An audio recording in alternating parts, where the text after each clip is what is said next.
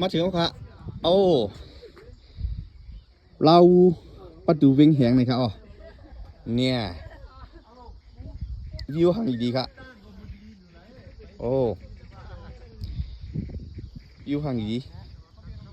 โอ้โหตึ๊ด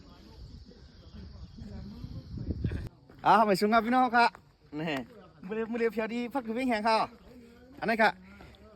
พักตูเวียงแหงครับเนี่ยพี่น้องครับนี่มากันเนี่ยอันนี้เป็นพักตูเวียงแหงครับเนี่ยดูปูลูกเก่งใหม่มากกว่านี่เป็นพักตูครับปูลุงก็ที่เป็นเวียงแหงที่มีตั้งแต่ในคันนี้ครับอำเภอเวียงแหงเลยครับอ๋อยินดีต้อนรับนะครับอ๋อที่ไหนครับพักตูครับปูลูกเก่งใหม่ขึ้นมากกว่าปูลุงกว่านี่ก็ที่ลุงกับเวียงแหงคันนี้ตั้งบนเป็นลิกใต้คันนี้นี่ตั้งในเป็นลิกใต้ครับอ๋ออำเภอเวียงแหงเลยครับอ๋อที่ไหนคันนี้ครับ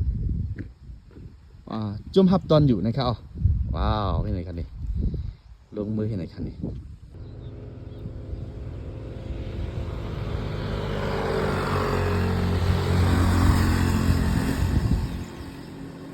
ค่ะในย่ำเดี๋ยวที่ก็เขาขามาฮอดถึงไว้ดีหอศิลป์เจ้ากวนเจิงในค่ะอ๋อหอศิลป์เจ้ากวนเจิงในอยู่ไว้ดีเป็นหลวงค่ะจีเวงแหงจีดอนเก่งใหม่ค่ะอ๋อในจินไทยเป็นดีแลนดินใต้ไทยในค่ะอ๋อเอาค่ะในสังว่าพี่น้องเขาขามาฮอดถึงดีเป็นหลวงในจึงมาเผียวเวงแหงเป็นหลวงค่ะเนาะก็อย่าลืมมาแอวเยี่ยมเรียบเพียนด้วยดีหอศิลป์เจ้ากวนเจิงในค่ะอ๋อดีหอศิลป์เจ้ากวนเจิงในก็ที่มีไว้อยู่แค่บางเจ้าเขาอันในตุ้งหนึ่งมาการลุกพื้นเจียมเจ้นในค่ะอ๋อว่ายกอที่มีหุ่นปันค่ะเนาะเจ้ากวนเจิงเขาค่ะนังไว้ที่ในหอศิลป์อยู่ในค่ะอ๋อแค่พางเจ้าในก็เป็นแค่พางมือปันเจ้าเขาเลยอ่อนหุนน้ำนาสิแลเลยตุ้งหนึ่งมาการลุกพื้นค่ะเนาะเจียมการลุกพื้นที่เลยว่ามือปานตั้งปัดปังกำก่อปังไว้ส่วนจำในค่ะอ๋อก็มือพองตึกเดียนดินพองตึกเฮิงในค่ะเนาะอันเจ้าเขาเลยเฮ็ดเลยสร้างเลยตุ้งหนึ่งมาการลุกพื้นไตเฮาขามาเจียมมือปานเจ้ากันเจิงในค่ะอ๋อจังว่ามาฮอดถึงที่หอศิลป์เจ้าเขาในจึงอ่อนกันมารีเพนด้วยค่ะแค่พางในก็ติดแต้มไว้อยู่ตั้งใจค่ะเนาะลองตุ้งลองหนึ่ง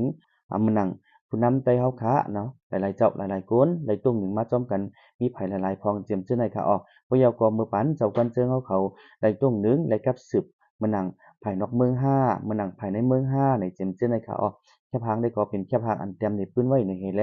สำหรับพี่น้องเขาได้มาฮอดมาถึงที่ในวางหอศิลป์มาแอวเยี่ยมมาลิเพียนด้วยที่ในหอศิลป์เจ้ากันเจิงในจึงที่ไรทั่วพันที่ไรหันแค่พางอันมีไว้ในพี่น้องเขาค่ะให้มาลิเพียนจอมกันค่ะเนาะบ่ที่ไรฮับผู้ปื้นกว่าจอมกันในค่ะอ๋อค่ะอันหุนหางอันเจ้ากันเจิงเขาค่ะในก็เป็นหุนหางปันไว้ในค่ะเนาะมีไว้ที่ในหอศิลป์เจ้ากันเจิงไว้อยู่ในค่ะอ๋ออันนี้ก็ย้อนบอกถึงพี่น้องเขาว่ากูก็กูคนค่ะ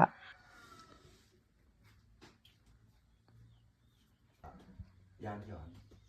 ไอวาจีอีวาหุก็ร้ายอันนี้สำเป็นจีนในว่างหอศิลป์เจ้ากวนเจิงค่ะอ๋อตั้งหน้าหอศิลป์ค่ะเนาะก่อนที่คำมืดนี้ในเฮือนนั้นค่ะอ๋อค่ะอันนี้ก็เป็นว่างค่ะอ๋อว่างหอศิลป์เจ้ากวนเจิงในค่ะเนาะพี่น้องค่ะกูก็กูคนค่ะย้อนบอกถึงมาแอวเยี่ยมกันค่ะอ๋ออันนี้สำเป็นที่แลนดินค่ะอ๋อแลนดินใต้ไทยในค่ะเนาะอันนี้เป็นอุหมังเจ้ากวนเจิงค่ะอ๋ออันมีไว้ที่แลนดินใต้ไทยค่ะเนาะค่ะอันนี้สำหรับพี่น้องเขามาแอวมาเยี่ยมในก็ให้ได้มาฮอดถึงที่อุหมังเจ้ากวนเจิงในค่ะอันนี้ก็มีไว้ที่แลนดินใต้ไทยที่เป็นหลวงกล้วยนั่นเก่าค่ะ อันนี้ซ้ำเป็นที่วัดพระเวงอินไหนค่ะอ๋ออันนั้นก็เขาขาที่ห้องว่าวัดสองแผ่นลิ้นไหนอันนี้ก็เป็นที่วัดเจ้ากวนเจิงเขาค่ะอ่อนโหนน้ำนาเหก็สร้างมาไหนค่ะเนาะอันนี้ก็เป็นที่แอวเยี่ยมค่ะเนาะก็เป็นที่แคมป์คนไปเที่ยวค่ะที่กุ้งจ่อนะครับพวกลูกเดือนหันในตุ้ยมุงตุ้ยลงมาในก็ที่หันที่เป็งดวงเขาค่ะนะคะเนาะในซ้ำเป็นที่คุมกุดอันเป็นหมอความเขาขาใจหมูนะคะอ๋อ ในซ้ำเป็นหมวกความสักขะคันเนาะสมคุมหุ้นนั้นก็เสียงเขาแห้งนะครับอ๋อค่ะสำหรับพี่น้องค่ะมาฮอดถึงเป้งหลวงก็แค่นดอมมาแอวเยี่ยมฮอดถึงกันสิกำนะครับอ๋อ